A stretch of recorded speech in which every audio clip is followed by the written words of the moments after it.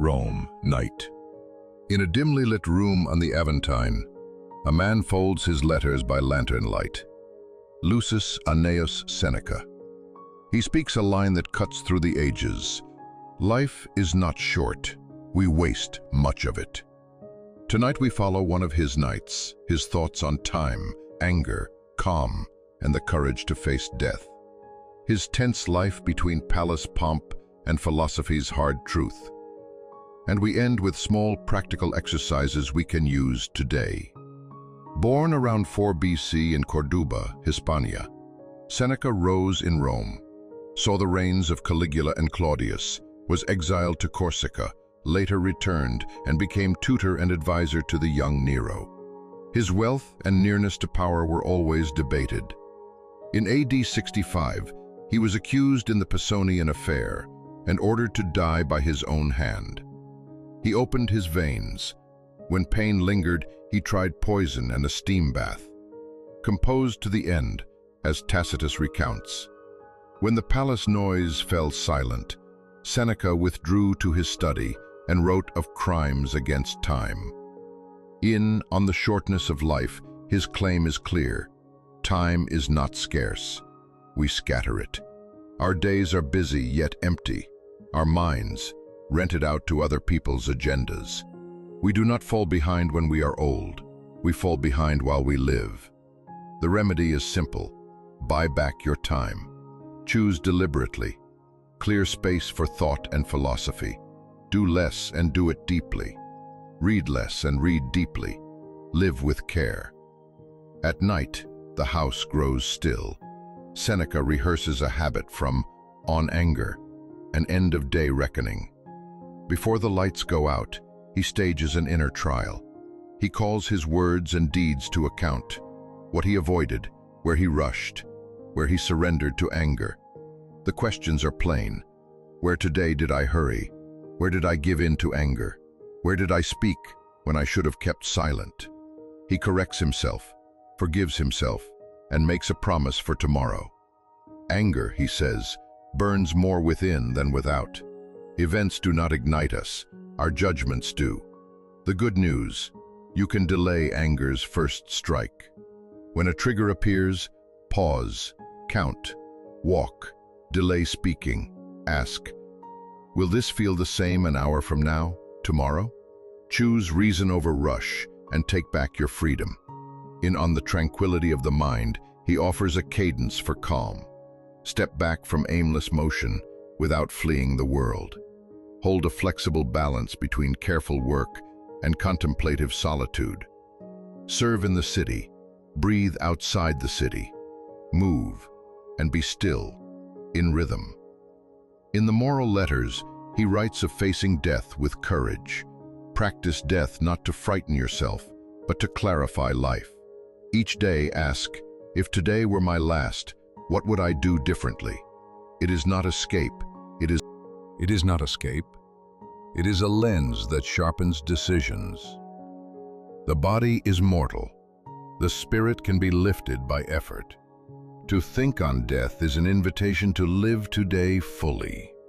His wealth and fame drew charges of hypocrisy. Seneca's answer: wealth is not evil, only deceptive. It gains meaning when used with virtue. What matters for us is not a person's fortune, but their disposition. What we keep and why, what we share and why. Back to the last scene. AD 65. Seneca meets death with a composure he taught. In antiquity, he stands as a body-given pledge to an idea. Rome falls quiet. His voice remains in his letters. What remains for us? 5 small exercises. First, end-of-day accounting. Before lights out, write 3 lines. What I did well, where I grew angry, what I will do differently tomorrow. Small notes, big effect. Second, buy back time. Plan 2 deep work blocks for tomorrow. Break tasks down. Set priorities. Turn off notifications. Less action, full focus.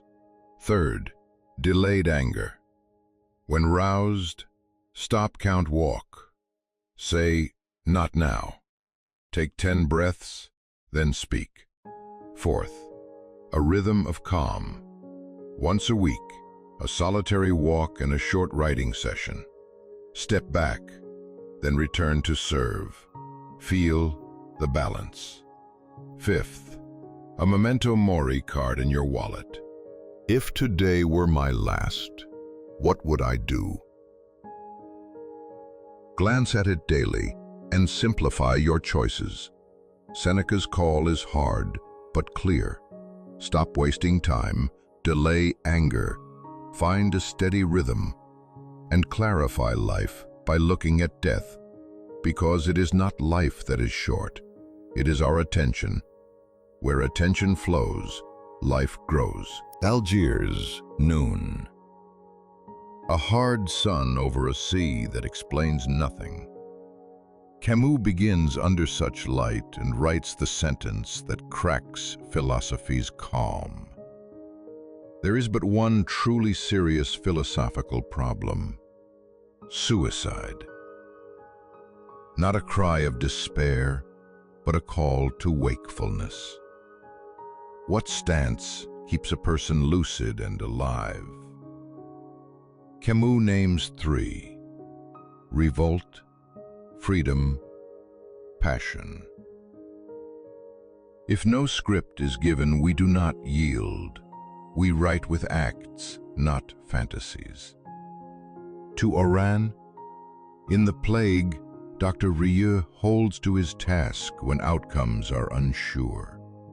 He treats, tells the truth, refuses false hope and numb denial, and in tired honesty says, there is more to admire than to despise in man.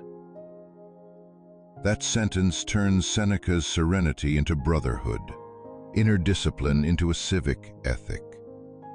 Back to Rome at night, a study on the Aventine, a quiet pool of lamplight. Seneca trains against anger, audits his hours, and practices premeditatio malorum, rehearse death so that life grows clear. Amid the court's agitation, his true work is to rule himself. Here the two lights meet. In Camus' youthful play Caligula, the myth that everything is permissible after meaning collapses is shattered on stage. Seneca, who knew real palaces, lived through Caligula and Claudius, taught Nero, and died by imperial order, knew the cost. Two voices agree. Without bounds, reason and art become ornaments of tyranny. Camus calls the bound measure, measure. Seneca calls it virtue. In The Stranger, the same Algerian light strips excuses. The crime happens in a minute, scorched by the sun. Camus does not excuse. He shows how thoughtlessness slides into extremity. Seneca diagnosed the unruled mind. Camus shows its price. In The Rebel, the line is plain. Je me révolte, donc nous sommes. I rebel, therefore we are. Revolt is not rage, it is a refusal that draws a line. It rejects humiliation and also rejects murder, and the infinite alibi that justifies everything. In Neither Victims Nor Executioners, he says, ends do not justify means. In Create Dangerously, he reminds the artist of two loyalties, to truth and to the humiliated. Seneca reaches the same shore, in other words. Use fortune. Seneca reaches the same shore, in other words. Use fortune. Do not let it use you. How do we bring the two lights into the day? Morning, keep a nonsense notebook. Set one small act whose value is the doing itself. Do it quietly. Evening, record one daily revolt, the minute you chose against sloth. At each choice, apply the measure test. Am I upholding a human boundary? And would I choose it if it were everyone's rule? In crisis, shrink virtue to a tangible minimum. Tell the truth, warm the patient, bring water, write the line. At noon, a 10-minute beauty rehearsal. Watch sun on a wall, feel the wind, weigh a stone, attentive, unattached. Once a week, a neither executioner nor victim decision. Interrupt a demeaning joke, visit someone alone, set a lie straight without contempt. When you write, practice dangerous creation. Match every claim with a cost, every criticism with a deed. When habit slips, return to the Sisyphus counter. When the rock rolls back, set it right again, glad not for peaks, but for beginnings. If someone asks, isn't revolt anger? Remember, reuse patience, not rage, but careful refusal. If they ask, is memento mori morbid? Recall that preparing for death clarifies life. Il faut imaginer Sisypheus names the choice to begin again in the void. Ask, what about success? And let Seneca praise not you, but your investment of time. Let Camus judge not victory, but fidelity to truth and to the humiliated. Return to the room on the Aventine and the white terraces of Algeria. Different lights, one human task. Guard your hours. Fill them even when the world is still. Delay anger so reason can speak.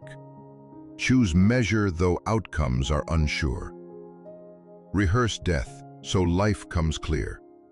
Practice revolt so life stays awake. The rock will slip.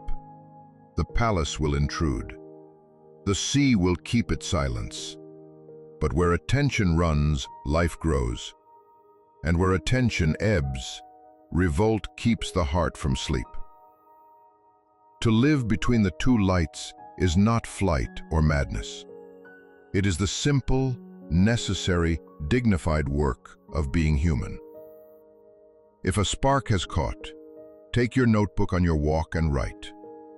Today, though I do not know the result, I will do what is honest. That is the rhythm of a force that begins again each time.